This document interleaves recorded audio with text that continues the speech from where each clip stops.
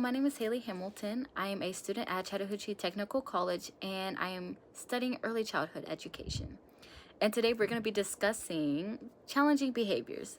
So what is challenging behaviors? Some may ask. This is essentially a type of behavior that us humans do on a daily basis. This type of communication is not always the greatest way to communicate, but it's a type of communication that shows people that our needs are not being met. Some things that are included within this can be screaming, crying, yelling, biting, throwing, many things like that. But there are also many ways that us educators and also families or parents can prevent this from happening. So a big thing that we can do as a whole is truly understand our children. Understand why they're doing these certain things. Sometimes we have the same emotions that the child is having, and sometimes when we look into ourselves and think, man, this is a challenging thing for me, what is something that I can do to help them?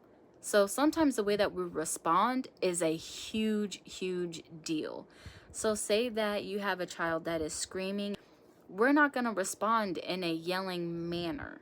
We're going to try to be as calm and collected as we possibly can so they also can have a sense of calm for themselves. Another thing, like I said earlier, this type of behavior is communication. I get at times it can be very frustrating. Like sometimes you have to think, is this frustrating me or is it frustrating for the child? Is the behavior frustrating to me? These are certain things that we also need to answer for ourselves. And I feel like when we learn more on how we can communicate for ourselves, we can portray that for them as well. I always say communication is key. So how we respond is good for them too. Another thing that I really enjoyed from this video that we watched, it was the Head Start video.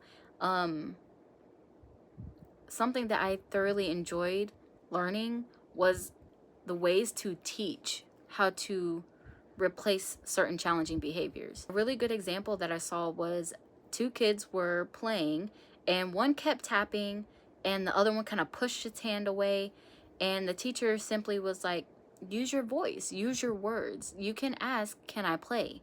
Can I play with this item?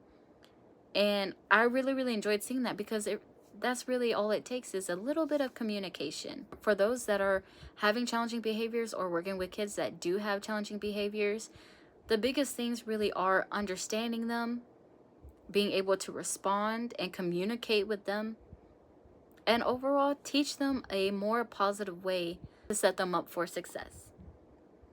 Bye.